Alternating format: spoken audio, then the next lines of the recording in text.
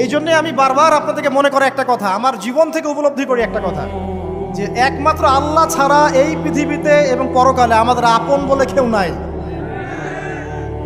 বাকি সবাই সবার স্বার্থের জন্য আছে।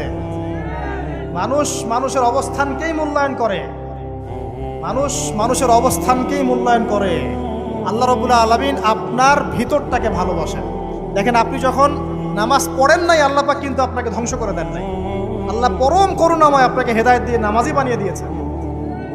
জীবনে অনেক পাপ করেছেন, ইনস্ট্যান্ট আল্লাহ পাক শাস্তি দিতে পারতেন, আল্লাহ পাক দেন নাই। আল্লাহ আপনাকে ভালোবাসেন, আল্লাহ আমাকে ভালোবাসেন।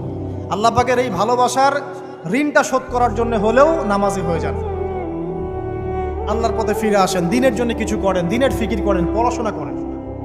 প্রিয় ভাইরা, আল্লাহ পাক তৌফিক দান করুন।